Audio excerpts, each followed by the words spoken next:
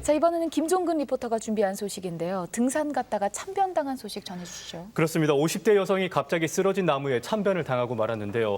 왜 이런 일이 발생했던 것일까요? 사건 추적에서 확인해 보시죠. 가을을 맞아 등산을 하던 50대 여성이 끔찍한 사고를 당했습니다. 섬찟하죠. 무서워요. 솔직히 저는 좀 피할 수 없는 사고였다는 생각이 좀 많이 들더라고요. 지난 29일 산악동호회 회원들과 한라산으로 등산을 간 안모 씨. 해발 1,300m 고지의 사라 오름 부근 탐방로로 하산을 하던 도중 갑자기 나무가 쓰러지는 사고가 발생했습니다.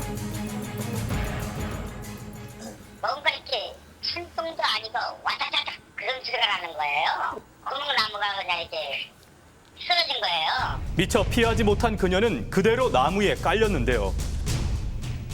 저희가 현장 도착해서 환자분 상태가 의식, 호흡, 맥박이 없으신 호흡정지 및 심정지 상태셨는데 저희가 자도대동기와 자생리를 분석하고 심폐소생술을 한 결과 회복되지 않으시고 등산로 입구에서 사건 지점까지 도보로 약 2시간 거리. 안모 씨를 모노레일에 태우고 심폐소생술을 시도하며 산밑으로 이송했는데요. 바로 병원으로 이동했지만 끝내 사망 판정이 내려졌습니다. 쓰러진 나무는 과연 어떤 나무였을까요? 알아본 결과 길이 약 15m 이상, 둘레 약 3m, 수령이 100년이 넘는 신갈나무였습니다. 태풍에도 쓰러지지를 않는 나무 종류입니다. 저게. 네, 이런 경우는 처음 보고 있습니다. 저희들도 참 특이하다고 생각합니다. 게다가 해당 나무는 등산로에서 9m 정도 떨어진 곳에 위치해 있었다는데요. 그렇기 때문에 관리소 측은 위험 나무가 아니라는 입장. 유가족들은 이 사고에 대해 어떻게 생각하고 있을까요? 자기들 입장에서 천재지변이라고 얘기를 하고 그러면 천재지변이 아니라 그것은 분명히 관리소니까. 실제로 등산로 곳곳에서 쉽게 발견되는 뿌리 뽑힌 나무들. 정말 관리를 하고 있지 않은 것일까요? 돌풍이나 불을 가지고 가지가 꺾어져 가지고 그 등산로로 떨어질 가망성이 있는 나무들은 수시로 제거를 하고 있습니다. 하지만 유가족들은 또 다른 의문점을 제기했습니다. 헬기와 모든 구조 요청을 그렇게 많이 했음에도 불구하고 기후가 악천후이기 때문에 헬기를 뗄 수 없었다. 그런 부분에 말을 들었는데 사고가 발생한 지 3시간 30분을 넘겨 병원에 도착한 그녀. 현장에 함께 있던 회원들의 이야기도 들어봤는데요. 헬기가 뜰 수 있는 상에서요. 햇빛도 잠시 떴었어요. 그리고 거기가 하늘이 뻥 뚫려가지고 충분히 뜰 수가 있었거든요. 어떻게 된 일일까요? 현장에 출동했던 구조대원을 만나 당시 상황에 대해 물었습니다. 비가 계속 오고 바람이 불었다 말았다 하는 헬기 이송 요청을 하였으나 그 헬기 이송 요청자 날씨 관계로 요청이 거부된 상태였습니다. 양측의 엇갈리는 의견, 기상청을 통해 정확한 날씨 상태를 확인해봤습니다. 9월 29일 10시 40분경에는 강수량이 17.5mm를 기록하여 그렇게 많지는 않은 강수를 기록했고요. 또한 바람은 3.6m/s를 기록해서 그렇게 강하지는 않았습니다. 네, 이번에 사고가 난 나무는 방금 보신 나무 밑둥에 2배가 넘는 둘레를 가지고 있고 뿌리도 살아있는 채로 단단히 땅에 뿌리박고 있었다고 합니다. 그런데 어떻게 해서 넘어지게 된 것일까요? 의문점은 점점 커져만 가는 상황인데요.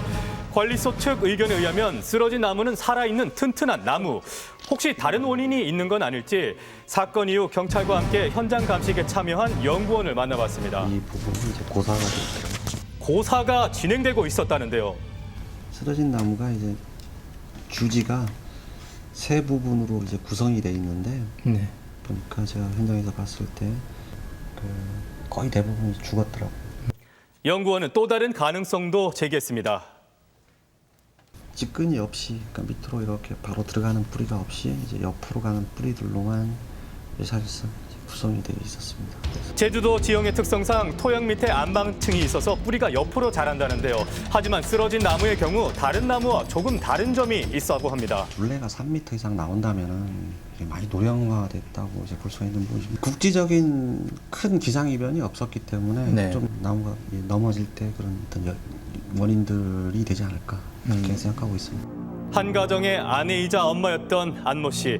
가족들에게는 그녀의 빈자리가 아직 실감나지 않습니다. 말하려고 모이면 말이 안 나와요. 엄마는 친구 같은 엄마였으니까. 어머니 사랑합니다. 죄송해요. 예기치 못한 사고가 앗아간 한 가족의 행복.